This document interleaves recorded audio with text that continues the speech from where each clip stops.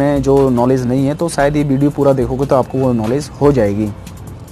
तो जो प्रोसेस है, इनका जो क्राइटेरिया है, सबसे पहले मैं एज के ऊपर बात करता हूँ कि जो आर्मी की भर्ती देखना चाहता है, वो रैली की भर्ती देखना चाहता है, तो उसमें सबसे पहले तो उसको अनमैरिड होना उसका बहुत ज़रूरी है। और उसका जो एज है वो जीडी के लिए जो निर्धारित की गई है, उन लोगों ने 18 से 21 साल उन्होंने उसको निर्धारित किया है। और एसकेटी ट्रेडमैन या नर्सिंग असिस्टेंट के लिए वो 2 साल उन्होंने बढ़ा दी गई है, उनको 2 साल की छूट दे दी गई, तो वो 23 साल तक इन कैटेगरी में अपनी भर्ती देख सकते हैं। अब बात आती है पीएफटी की, फिज़िकल फिटनेस टेस्ट के बारे में। तो दोस्तों, जो आपका फिज़िकल फिटनेस टेस्ट होता है वो 100 नंबर का होता है। और इसमें क्या होता है कि उन्होंने डिवाइड कर रखा है, 60 नंबर इन्होंने अपने फिजिकल के रखे हैं और 40 नंबर इन्होंने चिनअप्स के रखे हैं। और इसमें 2 कैटेगरी और हैं जिनको आपको सिर्फ क्वालिफाई करना होगा। तो मैं सबसे पहले बता दूं, अगर आप ग्रुप फर्स्ट में अगर आपका नंबर आ जाता है तो आपको वहां पे 60 मार्क आपको दिए जाएंगे। वहीं अगर आप ग्रुप सेकंड में अगर आप आ जाते हैं तो आपको 48 नंबर वहाँ पे दिए जाएंगे। अब ग्रुप 1 में जैसे तो उन्होंने वैसे अपने मानक के हिसाब से रख रखा है, बट उसका जो टाइमिंग है 5 मिनट 30 सेकंड है ग्रुप फर्स्ट का, और ग्रुप सेकंड का जो मार्किंग है 5 मिनट 30 सेकंड से 5:45 तक उन्होंने वो टाइमिंग रखा हुआ है। तो ये तो हो गई पीएफटी की ग्रुप। उसके बाद अब बात करता हूँ मैं यहाँ चिनअप के बारे में। तो जो चिनअप हैं दोस्तों वो ऐसे है कि आपको कम से कम मिनिमम 6 चाहिए और मैक्सिमम आपको 10 चाहिए। तो 6, 7, 8, 9, 10 के हिसाब से ही उन्होंने इन नंबर को रखा हुआ है। अगर जो कैंडिडेट 6 चिनअप लगाते हैं, जो 6 चिनअप लगाएंगे उनको 16 नंबर दिए जाएंगे, जो 7 चिनअप लगाएंगे उनको 21 नंबर दिए जाएंगे, जो 8 लगाएंगे उनको 27 मार्क दिए जाएंगे, जो 9 चिनअप लगाते हैं तो उनको 33 मार्किंग देंगे, और अगर वो पूरे 10 के 10 लगाते हैं तो उनको 40 मार्क दिए जाएंगे। तो इसी हिसाब से आपका जो टाइमिंग जो मार्किंग है उन्होंने क्या किया कि 60 + 40 = 100 का आपका जो पीएफटी रखा है।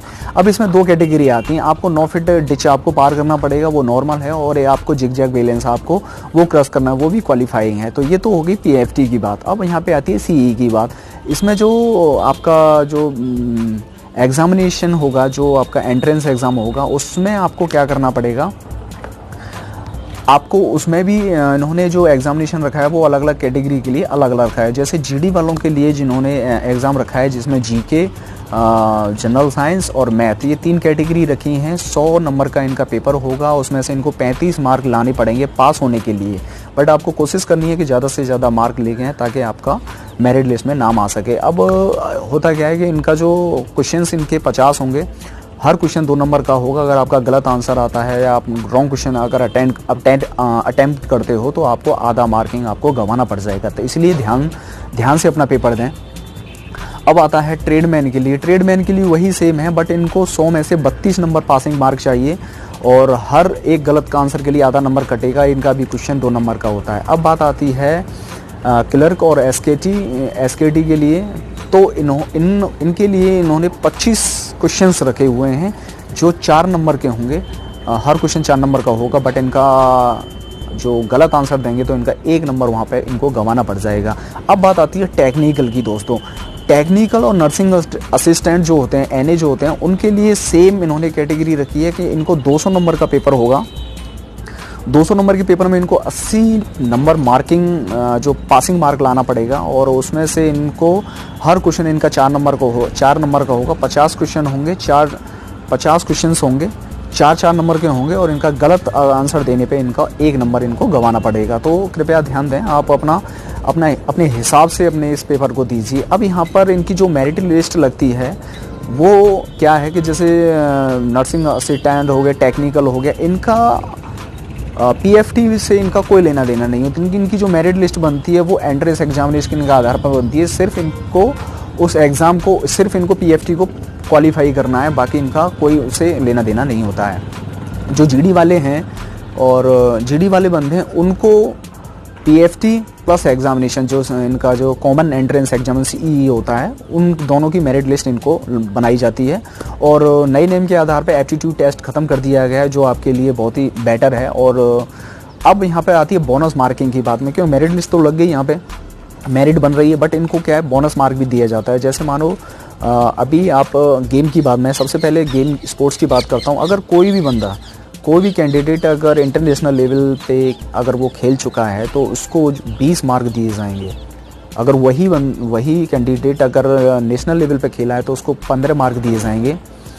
अगर वो अपने स्टेट लेवल पे खेला हुआ है तो उसको 10 मार्क दिए जाएंगे और अगर वो डिस्ट्रिक्ट में खेला हुआ है तो उसको डिस्ट्रिक्ट लेवल पे उसको फर्स्ट या सेकंड पोजीशन हो उसके आधार पे उसको 10 नंबर दिए जाएंगे। अगर वो यूनिवर्सिटी लेवल पे खेला हुआ है तो उसको 5 नंबर दिए जाएंगे। उसकी पोजीशन फर्स्ट और सेकंड होनी चाहिए 2 लेवल पे, एक डिस्ट्रिक्ट लेवल पे और एक स्टेट लेवल पे पोजीशन होंगी, तभी आपको मार्किंग यहाँ पे मिलेगी। अभी आती है एनसीसी कैडेट की। अब एनसीसी कैडेट जिनके पास ए सर्टिफिकेट है उनको 5 नंबर दिए जाएंगे। वैसे तो वो परसेंटेज के हिसाब से देते हैं, बट मैं यहाँ पे मार्क बता देता हूँ क्योंकि उन्होंने पहले रिकॉग्नाइज कर रखा था। बट अभी 5, 8, 10% के उनका चल रहा है कि जैसे ए सर्टिफिकेट वाले होंगे उनको 5% उनका मार्किंग के हिसाब से मेरिट के आधार पर दिया जाएगा। और दूसरा जो बी सर्टिफिकेट के हैं उनको 10 मार्क दिए जाएंगे और उनको 8% मार्किंग, जो नई नेम कहता है 8% के आधार पे, बट पहले जो था वो 10 नंबर था। अभी का जो चल रहा है अभी कोई कंफर्म नहीं है, बट हाँ बता रहे हैं कि 8% उनका हो गया है। और सी सर्टिफिकेट होल्डर हैं उनको एग्जाम्प्टेड किया गया है, 15 मार्क उनकी मेरिट लिस्ट में ऑटोमेटिकली जुड़ जाएंगे।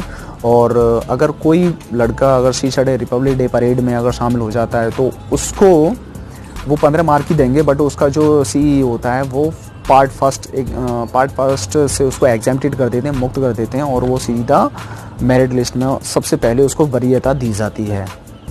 तो यहाँ पे तो ये आ गया। तो सिलेक्शन प्रोसेस ऐसे है दोस्तों, अगर आप पीएफटी फिजिकल फिटनेस टेस्ट को क्लियर कर लेते हो, 1600 metre running, chin-ups, 9 feet ditch और जिगजैग वेलेंस को अगर आप क्लियर कर लेते हो तो आपको वो फिजिकल स्टैंडर्ड टेस्ट के लिए बुलाते हैं, पीएसटी के लिए बुलाते हैं, जिसमें आपका हाइट वेट चेस्ट देखा जाता है। जैसे ही आप उसको क्लियर करके आप आगे की प्रोसेस में जाएंगे जहाँ आपका डॉक्यूमेंटेशन होगा, डॉक्यूमेंटेशन आपके सारे डॉक्यूमेंट्स चेक किए जाएंगे। अगर वो सही पाए जाते हैं फिर उसका आपका आपका RMDS होता है, रिक्रूटमेंट मास्टर डाटा कार्ड आपका भरा जाता है। उसके बाद आपको मेडिकल की डेट दे दी जाती है।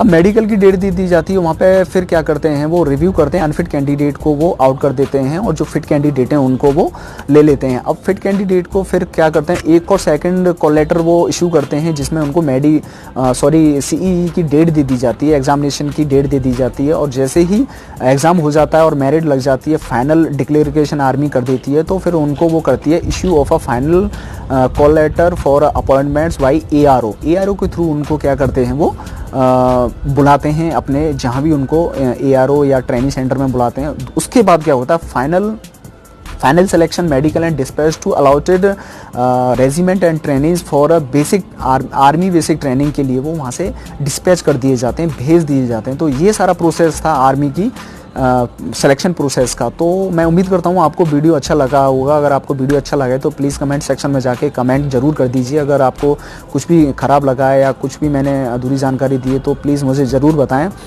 और ऐसे ही मैं आपके लिए नॉलेजेबल वीडियो लाता रहूँगा, तो बनी रहिए मेरे साथ जब तक के लिए। Thank you, bye, take care, Jai Hind.